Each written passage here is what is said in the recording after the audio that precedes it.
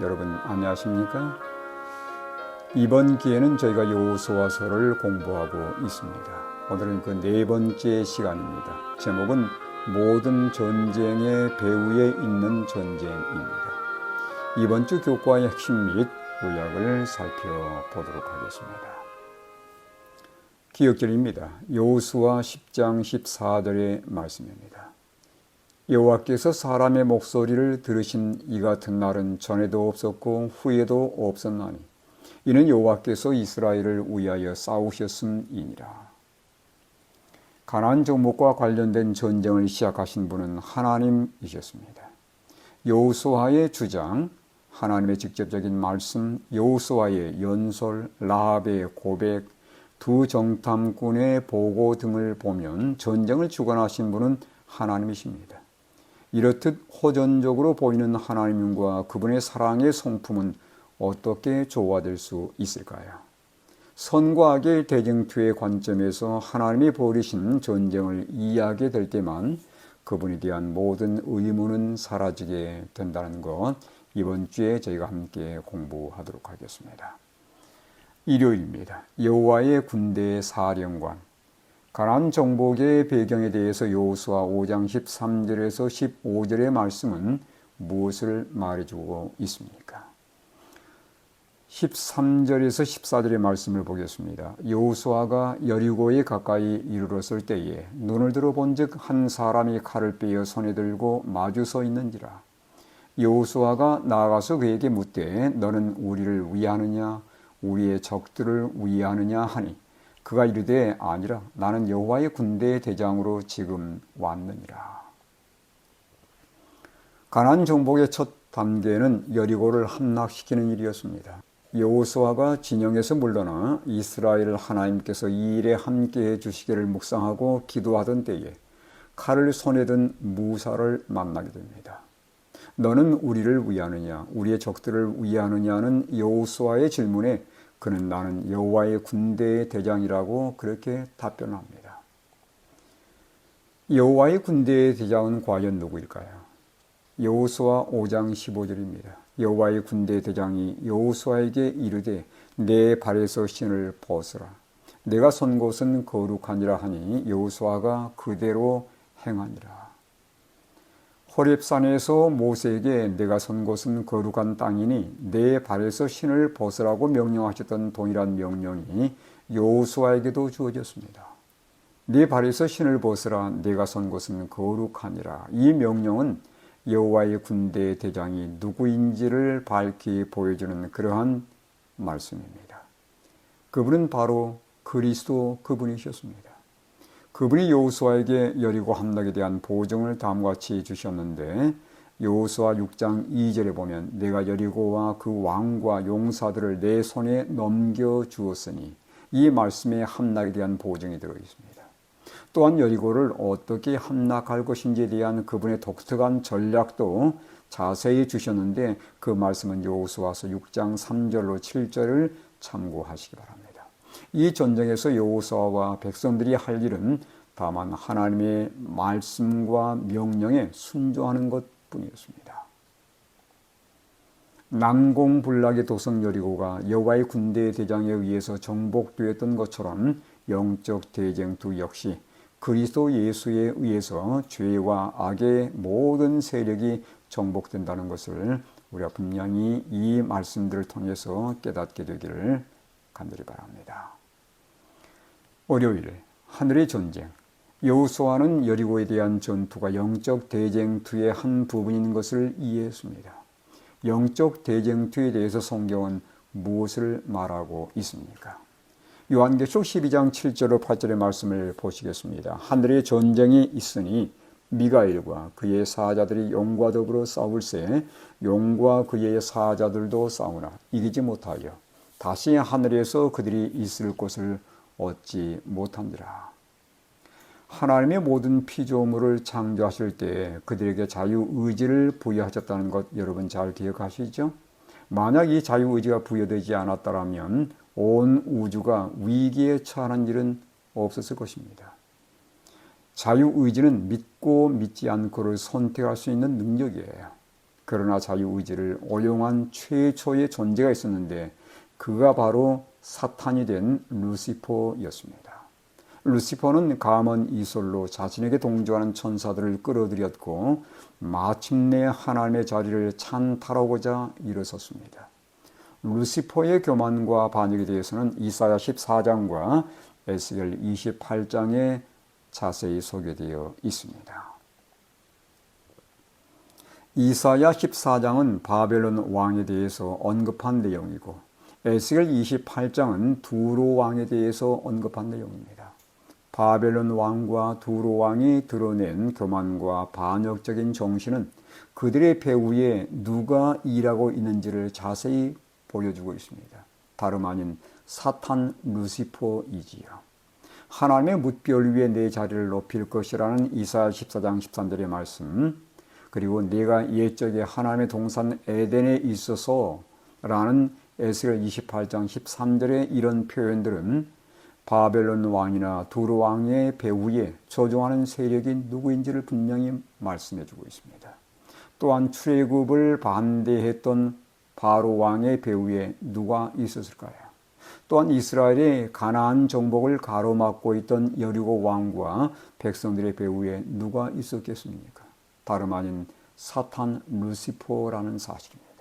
군대 대장이신 그리스도께서 행하시는 대쟁투는 바로 세상의 왕들의 배후 세력인 루시퍼와 벌이는 대쟁투라는 것을 여러분 이번 교과에서 꼭 기억하시길 바랍니다. 화요일 여호와는 용사시니, 여호와는 용사라는 말의 의미는 무엇일까요?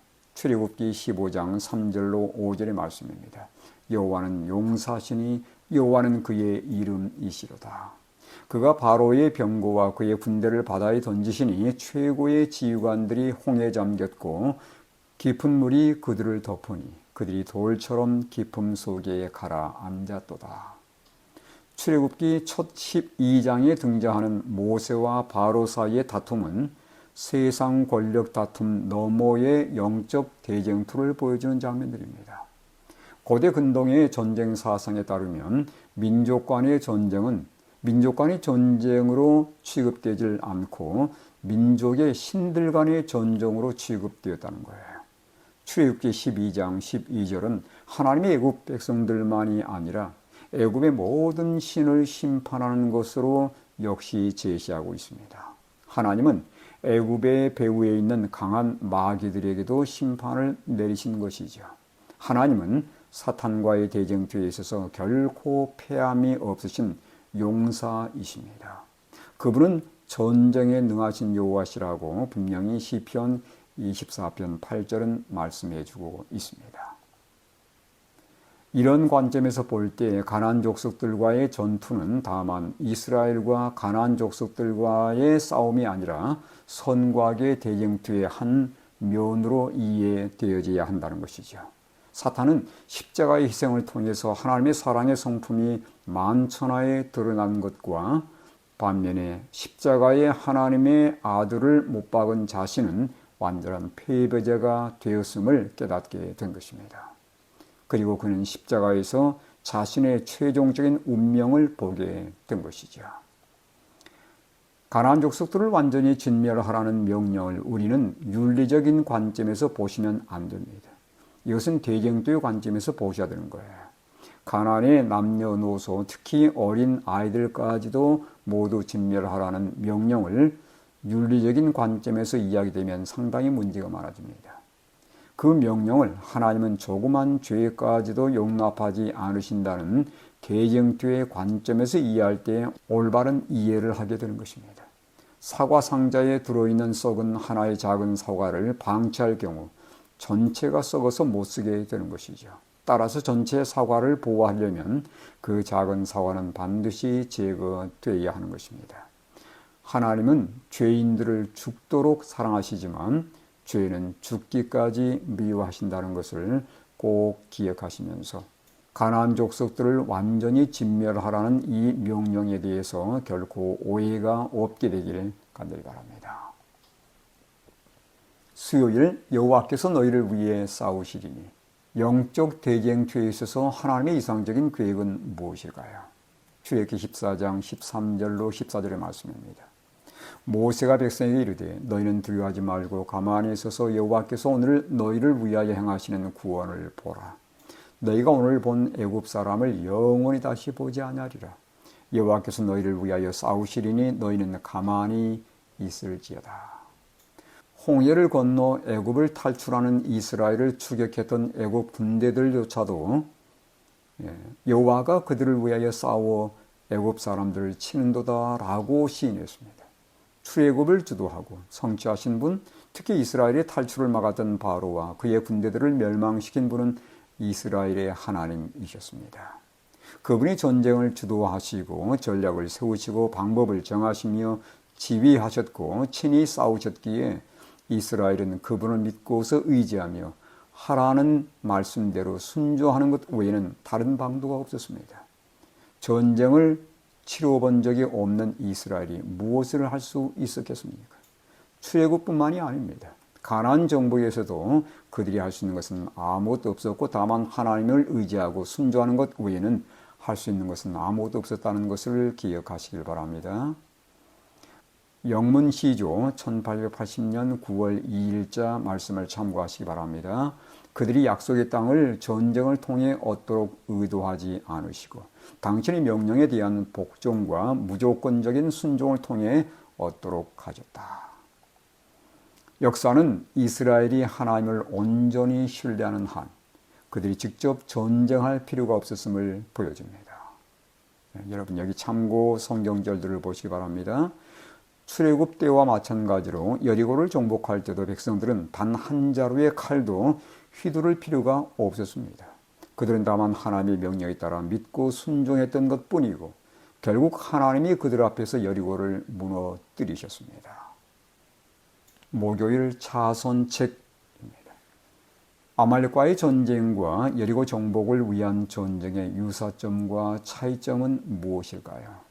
먼저 출애굽기 17장 11절입니다. 모세가 손을 들면 이스라엘이 이기고 손을 내리면 아말렉이 이기더니. 여호수아 6장 20절입니다. 이에 백성은 외치고 제사장들은 나팔을 불매 백성이 나팔 소리를 들을 때에 크게 소리질러 외치니 성벽이 무너져 내린지라. 아말렉과의 싸움이나 여리고 정복이나 두 전쟁의 유사점을 찾는다면 그들이 하나님을 붙들고 의지했을 때 승리를 온전히 경험했다는 점입니다.